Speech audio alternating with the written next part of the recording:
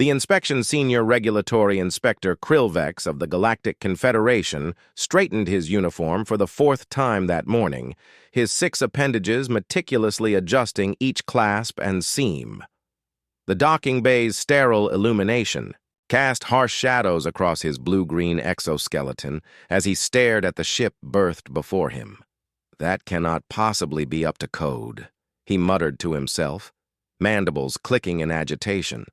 The vessel-designated legal loophole looked like it had been assembled by someone with a peculiar interpretation of spaceship design. Its hull bore at least 3 different alloy patterns, welded together in what could generously be called a creative manner. Registration numbers were painted in what appeared to be actual primitive hand-applied paint rather than the required quantum-etched identifiers. And most concerning of all, there were strange protrusions along the hull that resembled weapons. Far too many weapons. Krillvex's datapad hummed as he activated the recording function. Inspection of human vessel legal loophole, registry HC427M9, commencing at standard galactic time 0842. Initial observation notes significant external irregularities. He approached the airlock, noting with dismay that someone had decorated it with a cartoon drawing of what humans called a smiley face, wearing what appeared to be sunglasses. Beneath it, hand-lettered text proclaimed, "Welcome aboard. Mind the gap and your expectations." The airlock cycled open before he could press the entry request, revealing a human woman leaning casually against the frame. She wore a captain's insignia pinned to what should have been a standard uniform, but had been modified with extra pockets, patches, and what looked suspiciously like blast-resistant padding. "Inspector Krillvex, I presume?" Her smile was wide, showing far too many teeth for Krillvex's comfort. "Captain Maya Reyes, welcome aboard the loophole. Hope you don't mind, but we're on a maintenance cycle, so things might be a bit in progress." Krillvex stepped aboard, immediately noting the acrid smell of welding equipment and the distant sound of machinery being subjected to procedures that were almost certainly not manufacturer-approved. "Captain Reyes, I am here for a standard compliance. Inspection following reports of..." He consulted his datapad. 17 potential regulatory violations identified during your last transit through Sector 87. 17? Captain Reyes laughed, a short barking sound. "That's actually fewer than I expected. Come on, I'll give you the tour." The corridor they entered was clean but chaotic. Panels had been removed in several places, exposing bundles of wiring that were color-coded in a system Krillvex didn't recognize. A crew member hung upside down from an access shaft, welding torch in hand, who merely waved cheerfully as they passed. "Your maintenance protocols appear unconventional," Krillvex observed, diplomatically. "We prefer adaptive," Maya replied. "Coffee, tea, we've got this amazing stuff called chai that might be gentle enough for your digestive system." "I do not require refreshment," Krillvex said stiffly. "I would like to proceed directly to an examination of your weapon systems, which according to preliminary scans exceed the allowable limits for a vessel of this classification by a considerable margin." Maya's smile didn't fade. Yes. The guns. Well, there's an interesting story there." "There always is with humans," Krillvex interrupted. They reached a door marked Exterior Defense Systems in official lettering, below which someone had added AKA the fun room in marker. Inside, a large view screen showed the exterior of the ship, highlighting what Krillvex had feared, at least 23 distinct weapon mounts along the hull. For a civilian vessel of this tonnage, Confederation regulations permitted a maximum of 6 defensive armaments. "Captain Reyes, this is completely legal," she finished for him, still smiling. "If you check subsection 47B of the armament regulations, you'll find that the 6-weapon limit applies to weapons systems, not individual weapons." Krillvex's antennae twitched in confusion. "That is a semantic distinction without difference." "Not at all," Maya said, gesturing to a nearby console. A stocky human male with intricate tattoos covering both arms looked up from his workstation. "This is Li Chen, our weapons engineer," Maya introduced him. "Li, would you explain our compliance approach to the inspector?" Li nodded, bringing up a holographic display of the ship. "See, Inspector, we have exactly 6 weapons systems. System 1, forward-facing kinetic defense array. System 2, starboard point defense network. System 3, port-side countermeasures. System 4, aft protection grid. System 5, ventral. Security mesh. System 6, dorsal response mechanism." "Those are arbitrary designations," Krillvex protested. "Each of those systems contains multiple independent railguns and plasma cannons. Each system operates under unified targeting protocols, power distribution, and command architecture," Li explained patiently. "The regulation doesn't specify how many individual projection points a system can have." Krillvex's exoskeleton seemed to pulse with indignation. "That is clearly not the intent of the regulation," Maya shrugged. "Intent isn't codified, the language is. We spent a lot of credits on legal consultation to ensure compliance. This is... Krillvex struggled to find words. "Innovation," Maya offered. "Adaptation. Human ingenuity." "Dangerous," Krillvex finally managed, "and against the spirit of Confederation safety protocols." Maya's expression sobered slightly. "Inspector, we operate in the Outer Rim territories. Pirates don't care about Confederation protocols, neither do the Draxian marauders or the corporate mercenaries. Out there, the difference between survival and becoming space debris is often firepower." "Then you should apply for military designation," Krillvex countered. "We tried. 3 times. Denied because we're primarily a salvage and emergency response vessel, not a dedicated combat unit." Krillvex made several notes on his pad, antenna twitching rapidly. "I need to see the individual weapon mounts. Up close." Maya's smile returned.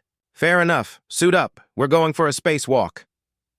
20 minutes later, Krillvex floated alongside the captain in the vacuum surrounding the legal loophole.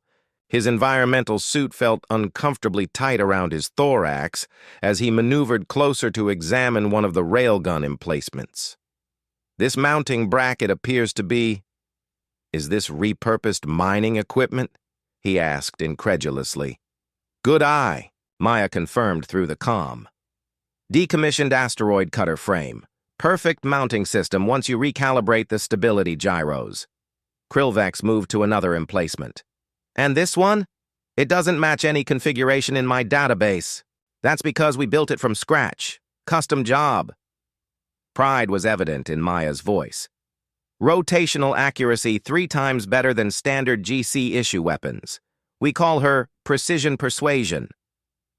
"You name your weapons?" "Just the special ones." "That cluster over there? That's diplomatic immunity." Krillvex moved systematically around the hull, his dismay growing with each inspection.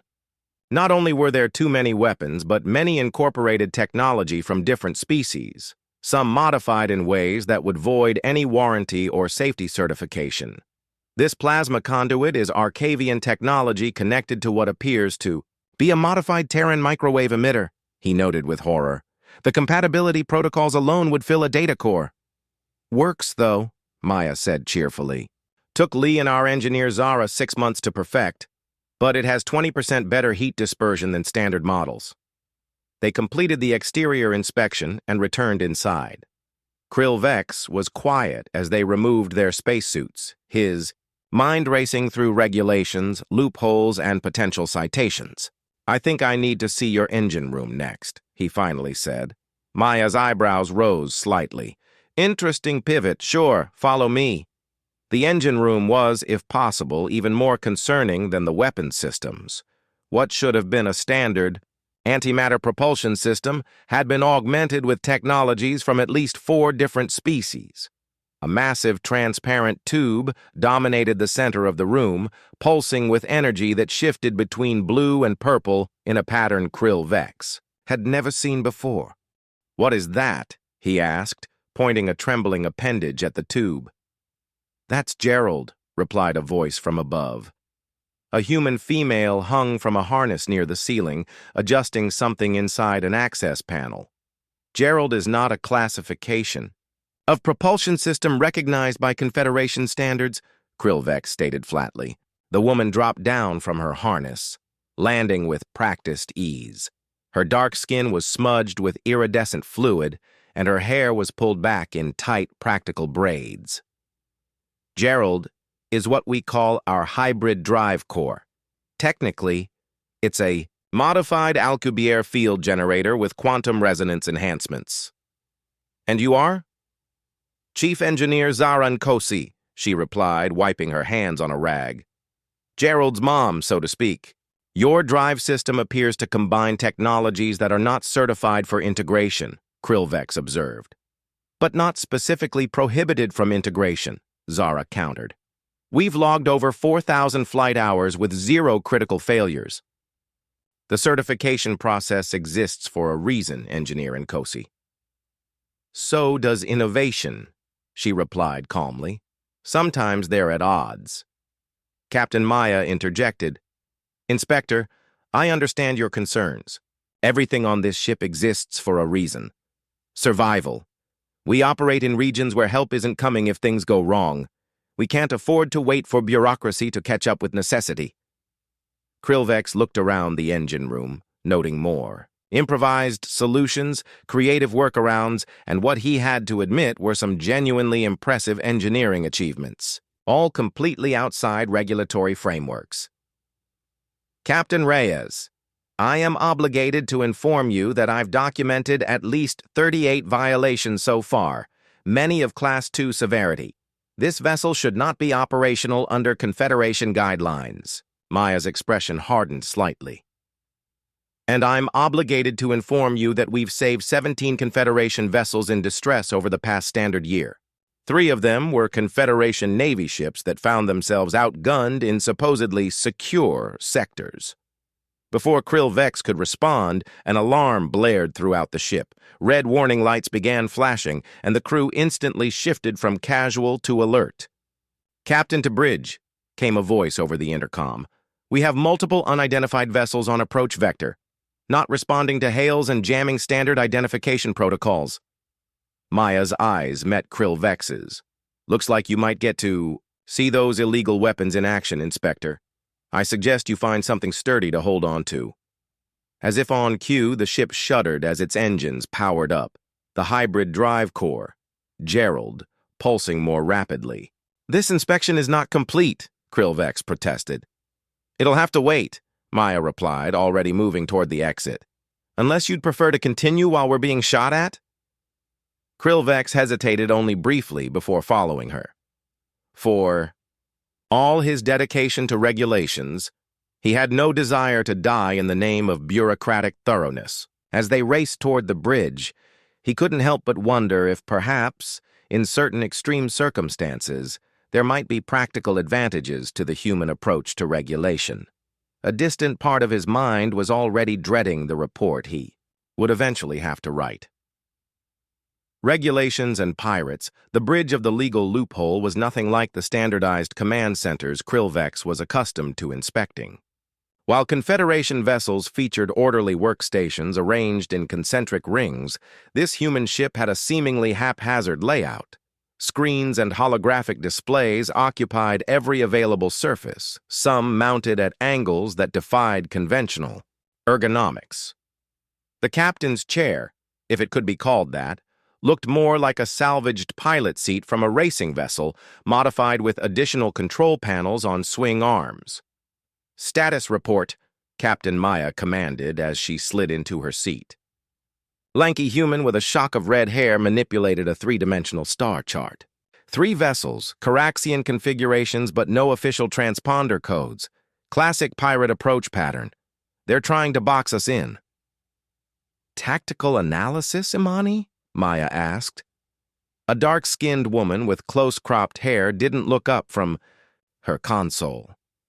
2 light cruisers, 1 heavy. Energy signatures suggest they're running charged weapons.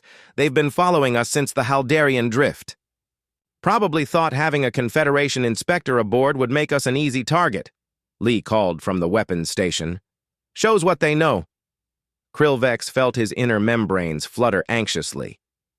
Captain Reyes, engaging in combat with a Confederation official aboard is a Class 1 violation of... Would you prefer I surrender to pirates? Maya interrupted, her tone still pleasant, but her eyes focused on the tactical displays. Because I can guarantee their compliance with regulations is somewhat lower than ours. The ship shuddered as the first enemy shot struck their shields. Shields at 92%, reported an older human male with silver hair and a cybernetic eye implant. Minimal power fluctuation. Those were just ranging shots. Thank you, Dr. Okafor, Maya acknowledged. Recommendations?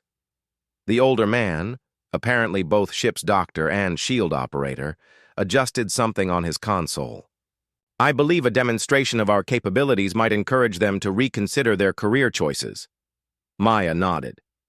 Lee, activate diplomatic immunity, but keep it to warning shots. Zara, I need extra power to the maneuvering thrusters. It, Captain, the engineer's voice responded over the comm. In the engine room, Gerald's pulsing grew more intense.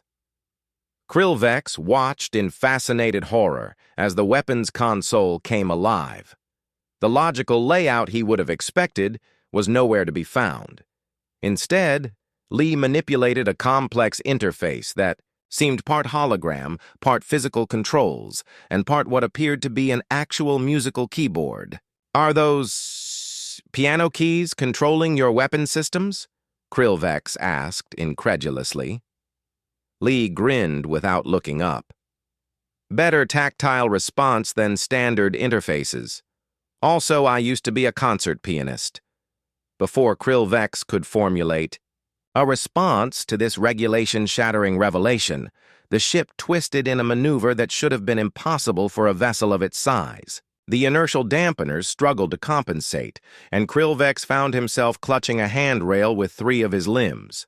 Outside, 4 of the ship's railguns fired in perfect sequence, sending projectiles streaking just past the lead pirate vessel, close enough to register on their sensors, but not actually striking them. Message sent, Lee reported. They're recalculating. They're not disengaging, the navigator warned. All 3 vessels adjusting course to maintain pursuit. Maya sighed. Pirates these days. No respect for a warning shot. She tapped a command into her chair's console. This is Captain Maya Reyes of the independent vessel Legal Loophole. We are conducting official Confederation business with an inspector aboard. Disengage immediately or we will be forced to defend ourselves with extreme prejudice. The response came quickly. Another volley of energy weapons, this time aimed with more precision. The ship rocked more violently. Shields holding at 84%. Dr. Okafor reported calmly, as if discussing mild weather. Though I wouldn't recommend allowing them many more attempts. Maya's expression hardened. Agreed.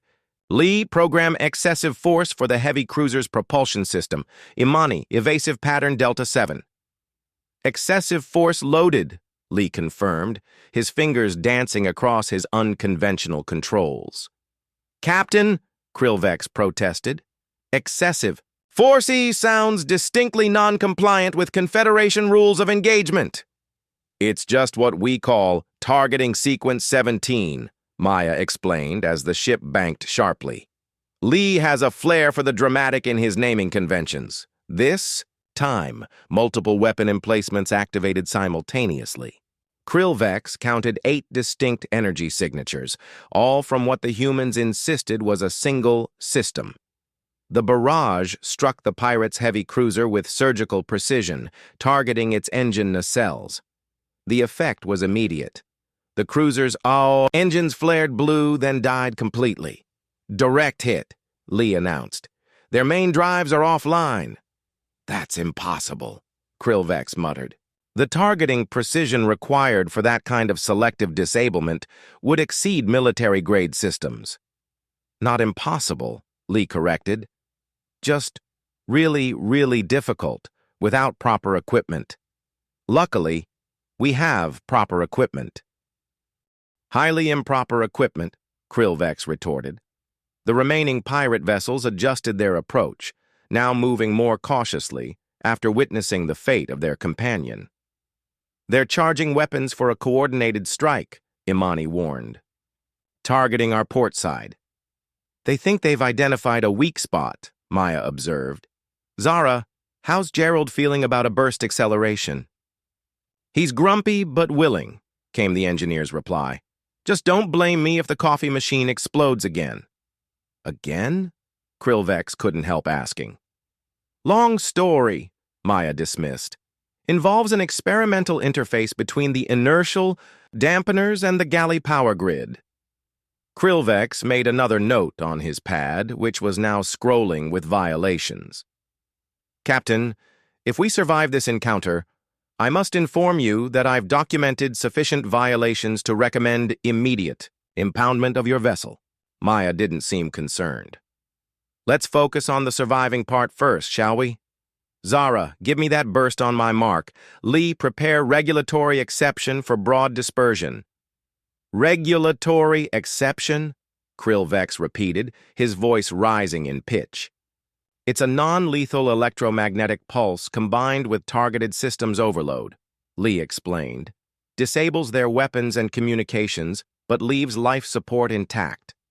And you named it regulatory exception because... Lee grinned. Because sometimes exceptions need to be made to keep people alive.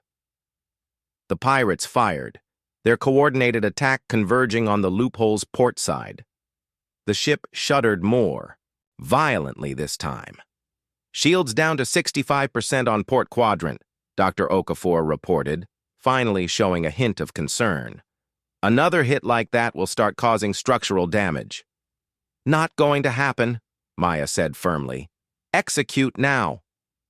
The ship lurched as Gerald provided a burst of acceleration that should have been physically impossible according to the specifications of any drive system Krillvex was familiar with.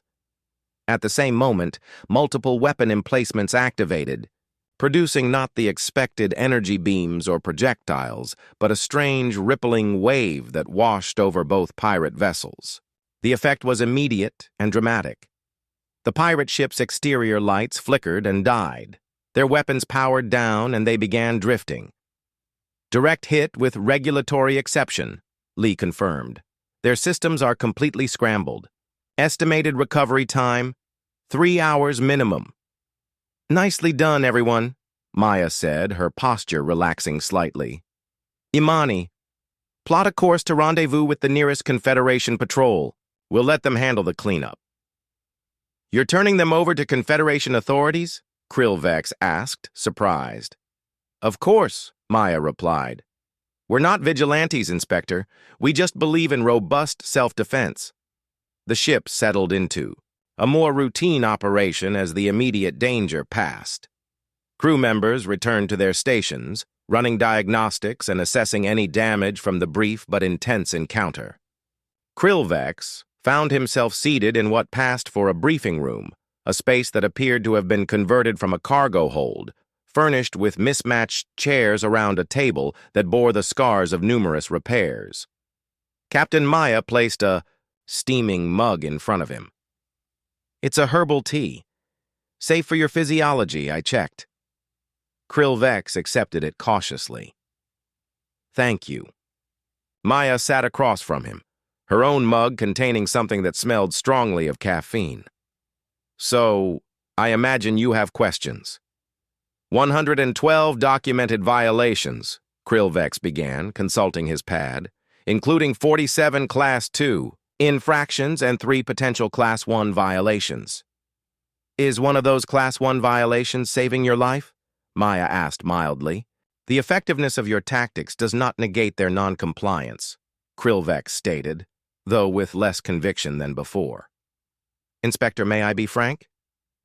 I would appreciate clarity, yes. Maya leaned forward. The Confederation regulatory framework was designed for central sectors with regular patrols, established trade routes, and functioning emergency response systems. Out here in the Rim, None of that exists reliably. Then perhaps vessels like yours shouldn't operate in such regions, Krillvex suggested. Then who would? Maya countered.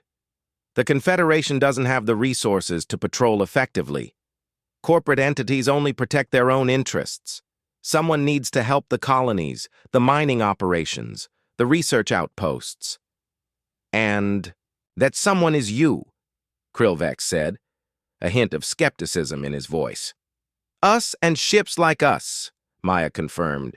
Independent operators who can actually survive out here.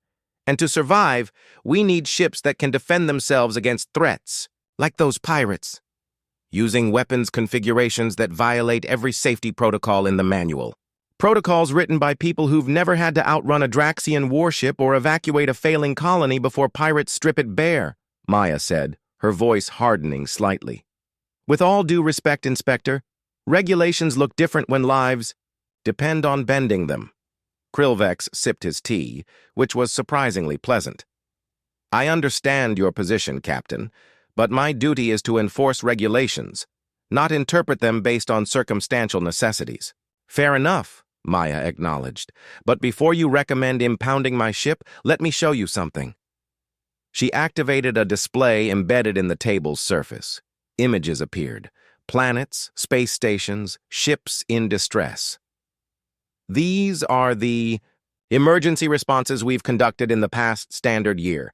73 missions, 212 lives saved directly, thousands more protected indirectly.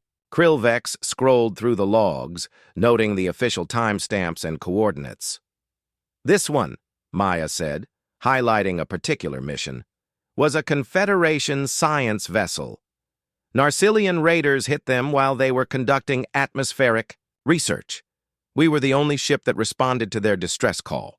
If we'd been built to regulation specs, we'd have arrived too late. And this doesn't justify your modifications, Krillvex began. And this one, Maya continued, bringing up another log, was a colony transport. Engine failure in an asteroid field. Confederation rescue was 7 days out.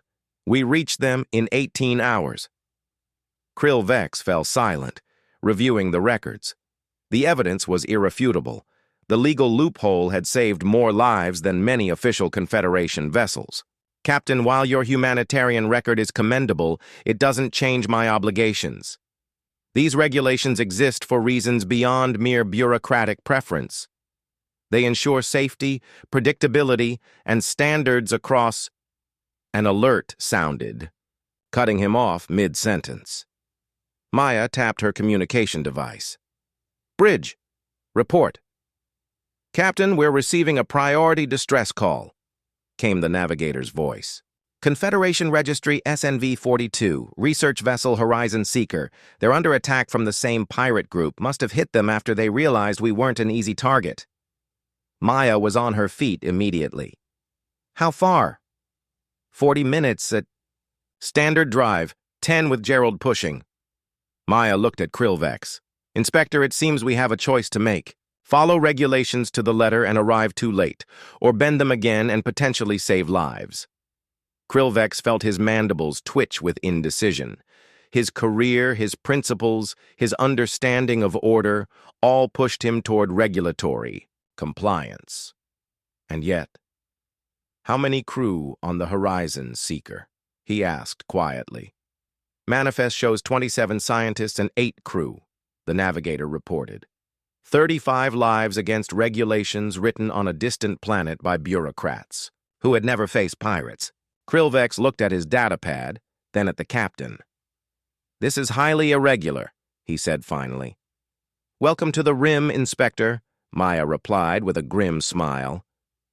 I will note in my report that I observed your emergency response protocols under actual crisis conditions, Krillvex said carefully, for completeness of inspection. Maya nodded, understanding the unspoken permission.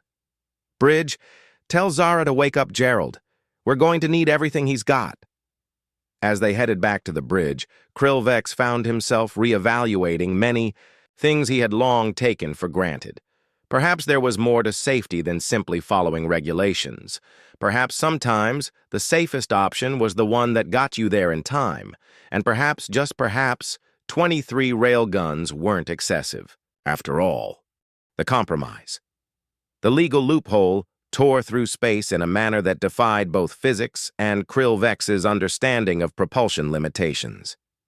In the engine room, Gerald, the hybrid drive core, pulsed with energy that shifted through colors that shouldn't exist in normal space-time. Alarms blared periodically, only to be silenced by Engineer Zara with casual indifference. "Is that a radiation warning?" Krillvex asked, pointing to a flashing red indicator. "Sort of," Zara replied, adjusting something inside an access panel. "It's more of a suggestion than a warning." "Radiation is not suggestive. It is definitively harmful." Zara emerged from the panel, wiping her hands on a rag. "Not this kind. It's contained within a quantum buffer. The alarm is just the system being dramatic. Systems cannot be dramatic. They are systems." "You haven't spent enough time with our systems," Zara said with a wink. "Gerald in particular has quite the personality." As if responding to its name, the drive core pulsed brighter, the colors shifting more rapidly. 7 minutes to intercept, Maya's voice announced over the comm. "Zara, how's our favorite power plant holding up?" "Gerald's running hot but stable," Zara reported. "We'll need 15 minutes of cooldown after this burst, though, or things might get interesting." "Define." "Interesting," Krillvex demanded. "Anywhere from unusual energy fluctuations to localized reality hiccups," Zara admitted. "Nothing life-threatening, probably." Krillvex made another note on his pad, which had long since exhausted its standard capacity for violation documentation and was now storing overflow in compressed data packets. "That will be violation number 137. Improper containment of quantum effects," he muttered. "Actually," Zara corrected, "we contain them very properly. It's just that the containment methods themselves aren't exactly recognized." The ship lurched suddenly, inertial dampeners struggling to compensate as they decelerated. "We're approaching the Horizon Seeker," Maya announced. "All crew to battle stations. Inspector, you might want to join us on the bridge." When Krillvex arrived, the view screen showed a grim scene. The Confederation research vessel was clearly in distress, its sleek white hull marred by weapons fire. 2 pirate vessels, different from the ones they'd encountered earlier, circled it like predators, taking methodical shots at its engines and weapons systems. "Tactical assessment?" Maya asked. Lee studied his displays. "Research vessel's shields are at 20% and failing. Weapons offline. They've taken hits to their main engines. Pirates are Caraxian frigates, heavily modified. Energy signatures suggest military-grade weapons, definitely stolen. Probably part of the same cartel we encountered earlier," Imani added from navigation. "They've established quite the operation in this sector." "Options?" Maya looked around at her crew. "We could try negotiation," Dr. Okafor suggested, "but given their reaction to our previous encounter, I calculate less than 7% chance of success." "Direct intervention it is," Maya decided. "Lee, prepare regulatory exception and excessive force. Imani, approach vector that puts us between the pirates and the research vessel." "Captain," Krillvex interjected, "while I, reluctantly, accepted the necessity of defensive measures during our previous encounter, actively placing ourselves in danger violates at least 17 safety protocols." Maya gave him a measured look. "Inspector, those are Confederation citizens about to be killed or worse. Would you prefer I cite the relevant regulations while we watch?" Krillvex's mandibles clicked in frustration. "Of course not, but there must be a procedure." "The procedure is we save them," Maya said firmly. "Everything else is details." The legal loophole accelerated toward the conflict, its unconventional drive leaving a trail of quantum disturbance that the navigation officer assured everyone would dissipate eventually. "Opening communications," Maya announced. Attention Caraxian vessels. This is Captain Maya Reyes of the independent vessel Legal Loophole. You are attacking a Confederation research vessel in violation of Sector Treaty 947. Disengage immediately, or face consequences. The response was immediate and predictable. Both pirate ships broke off their attack on the research vessel and turned their attention to the newcomer. "They're powering weapons," Lee reported calmly. "Targeting solutions forming." "Evasive maneuvers," Maya ordered. "Dr. Okafor, divert auxiliary power to forward shields." "Redistributing," the doctor confirmed. The first volley from the pirates struck the loophole with enough force to knock Krill Vex off his feet. He scrambled back up, clutching a console for support. "Shields holding at 78%, Dr. Okafor reported. "Their weapons are more powerful than our previous encounter." "Time to show them ours are too," Maya replied. "Lee, you have weapons free. Priority is protecting the research vessel." What followed was unlike any combat Krill Vex had ever witnessed. The Legal Loophole's unorthodox weapons systems activated in patterns that seemed almost choreographed, like a deadly ballet. Lee's fingers danced across his custom interface, occasionally striking piano keys that somehow translated to precise weapons fire. One pirate vessel took a direct hit to its weapons array, instantly rendering it combat ineffective. The second, learning nothing from its companion's fate, accelerated toward the loophole in what appeared to be a ramming maneuver. "They're attempting suicide tactics," Imani warned. "Predictable," Maya said with surprising calm. "Lee, deploy last resort." "Last resort active," Lee confirmed, pressing a sequence that included what Krill Vex was almost certain was a C-sharp minor chord on the piano keys. From multiple points along the loophole's hull, a coordinated barrage of smaller projectiles launched toward the approaching vessel. They didn't strike the pirate ship directly, but instead formed a three-dimensional grid around it. As the ship passed through the grid, each point detonated in sequence, creating a web of energy that completely enveloped the vessel. The pirate ship didn't explode. It simply stopped. All systems shutting down simultaneously as it drifted, powerless. "What was that?" Krill Vex asked, his scientific curiosity momentarily overriding his regulatory concerns. "Localized EMP field with quantum entanglement properties," Lai explained. "Shuts down all electronics without causing structural damage. We call it the timeout." "That's not what you just called it," Krill Vex pointed out. "Lee names the targeting sequences and the actual weapons differently," Maya explained. "Says it helps him think more creatively. That technology is not on any approved list of defensive systems," Krill Vex noted, making another entry on his pad. "No, it's not," Maya agreed. "Because we developed it ourselves after 3 colony ships were destroyed by pirates using those same suicide tactics. The Confederation R&D department said a solution was pending review. We decided not to wait." The immediate threat neutralized, Maya turned her attention to the damaged research vessel. "Imani, bring us alongside the Horizon Seeker. Dr. Okafor, prepare medical teams. Zara will need emergency power transfer capabilities." "Gerald's on it, Captain," came Zara's reply, "though he'd like a vacation after this." For the next 3 hours, Krill Vex observed as the crew of the Legal Loophole executed a flawless emergency response. They stabilized the research vessel's failing life support, treated injured crew members, and began repairing critical systems. Throughout it all, Maya's crew worked with a practiced efficiency that spoke of extensive experience with rescue operations. Most notably to Krill Vex, they followed perfect procedure for Confederation emergency protocols, the same regulations they so blatantly ignored in ship design and armaments. When the situation had stabilized, Krill Vex found himself in the loophole's small mess hall with Captain Maya and the rescued vessel's science director, Dr. Elena Petrov. "If you hadn't reached us when you did," Dr. Petrov's voice trailed off, her hands still shaking slightly around her coffee mug. The Confederation patrol was at least 6 hours away.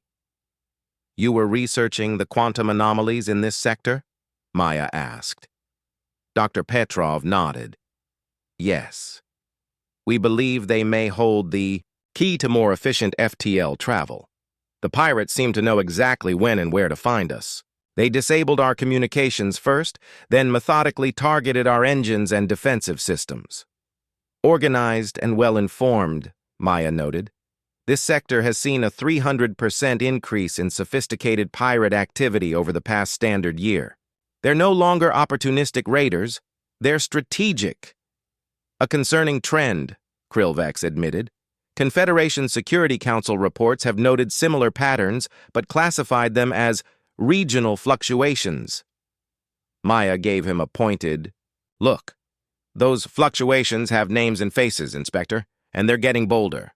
Later, after Dr. Petrov had returned to her vessel and the legal loophole had established a defensive perimeter while awaiting Confederation reinforcements, Krillvex found himself alone with Maya in what passed for her ready room, a small space filled with mismatched furniture and actual paper books, an extravagance in space.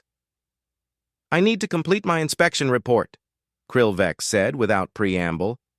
"Of course," Maya replied, leaning back in her chair. "Though I imagine you've collected enough violations to fill a database by now." 173, he confirmed, including 12 Class 1 violations that would typically mandate immediate impoundment of your vessel. Maya nodded, unsurprised. "And what are you going to recommend, Inspector?" Krillvex hesitated, his inner conflict visible in the subtle changes of his exoskeleton's coloration. "That is a complex question. Seems straightforward to me. By the book, you shut us down." "Yes, by the book." Krillvex set his datapad on the table between them. "However, I find myself in an unusual position.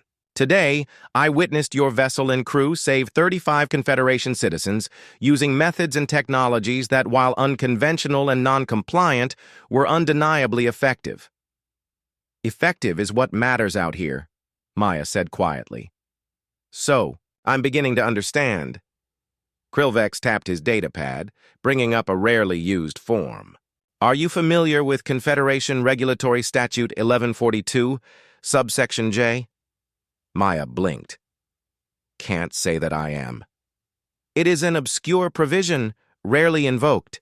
It allows for temporary exemptions to standard regulations for vessels operating in extraordinary circumstances, particularly in regions with limited Confederation presence." "There's actually a legal loophole?" Maya asked, a smile playing at the corners of her mouth. "I would not phrase it as such," Krillvex said stiffly. "It is a carefully considered provision designed for precisely the situation we find ourselves in." "And what would this exemption entail?" "Your vessel would receive provisional certification as a specialized emergency response unit. You would be required to submit quarterly activity reports, agree to annual inspections, and provide detailed documentation of any further modifications." Maya leaned forward. "And our existing modifications?" "Would be grandfathered in under the exemption, provided they remain within operational parameters demonstrated during this inspection. Any failures or incidents would trigger an immediate review." "Why would you do this, Inspector? It can't be good for your career." Krillvex's antennae twitched thoughtfully. "I joined the Bureau of Ship Inspection to ensure the safety of those traveling Confederation space. Today, I was forced to confront the possibility that rigid adherence to regulations does not always serve that goal." Maya studied him for a long moment. "There's more to it than that?" Krillvex hesitated, then activated a different file on his pad. "This is my brother Krill-Nar. He commanded a Confederation survey vessel in the Outer Rim 3 standard years. Ago. They encountered pirates similar to those we fought today. Their vessel was fully compliant with all regulations." "What happened to him?" Maya asked softly. "His ship was found adrift 2 weeks later. No survivors." Krillvex's voice had gone flat. The official report noted that their defensive capabilities were insufficient for the encountered threat level. Understanding dawned on Maya's face. I'm sorry. The regulations I enforce were designed for a different reality than the one that exists on the frontier, Krillvex said. I see that now. Your methods are unorthodox, occasionally alarming, and definitely headache-inducing for inspectors like myself. But they are effective. So we have a deal? We have an arrangement, Krillvex corrected, with conditions. Your crew will need to document their modifications properly. Certain systems will require regular safety certifications, and I will personally conduct your annual inspections. Looking forward to it already, Maya said with a grin. We'll try to have fewer exposed wires next time. I doubt that very much, Krillvex replied, but there was a hint of humor in his tone. 3 weeks later, Maya stood in the legal loophole's engine room, reviewing the newly installed certification plaque with Zara and Lee. Specialized Emergency Response Vessel, provisionally certified under Statute 1142J, Zara read aloud. Doesn't exactly roll off the tongue. Better than impounded for 173 violations, Lee pointed out. Maya ran her fingers over the official Confederation seal. The best part is at the bottom. The others leaned in to read the fine print. Authorized to maintain non-standard defensive systems as documented in Appendix C of certification. Did Inspector Krillvex really get this approved by Central Command? Zara asked incredulously. Apparently he made quite the case, Maya confirmed. Something about adaptive regulatory frameworks for frontier operating conditions. He sent me a copy of his presentation. 87 slides of the driest bureaucratic language I've ever seen, but it worked. So we're legal now? Lee seemed almost disappointed. Legal-ish, Maya corrected, within very specific parameters. The ship's communication system activated. Captain, incoming transmission from Outpost Gamma 9. They're reporting raiders in their sector. Maya smiled at her crew. Duty calls. Let's go show them what a specialized emergency response vessel can do. As the legal loophole prepared to jump, its weapon systems coming online in their unique, unorthodox symphony, Maya couldn't help but think about Inspector Krillvex and his unexpected flexibility. Perhaps there was hope for bureaucracy after all. On the other side of the sector, Krillvex sat in his office, reviewing reports from other inspectors. On his desk sat a small model of the legal loophole, meticulously recreated from his inspection. Scans, complete with its asymmetrical hull and numerous weapons emplacements. His colleagues had raised eyebrows at his unprecedented recommendation, but none could argue with the results. 3 pirate groups apprehended in the weeks since the loophole received its provisional certification. Sometimes, Krillvex reflected, safety wasn't found in perfect compliance with regulations. Sometimes it was found in the hands of those willing to bend them just enough to make a difference. And if anyone complained about the excessive number of railguns on Captain Reyes's ship, he would simply point them to Statute 1142, subsection J, a regulation he had never imagined invoking, now the foundation for a new approach to frontier security. After all, there might be a legal limit to how many railguns you could mount on a ship, but there was also a legal exception for those who knew exactly when and how to use them.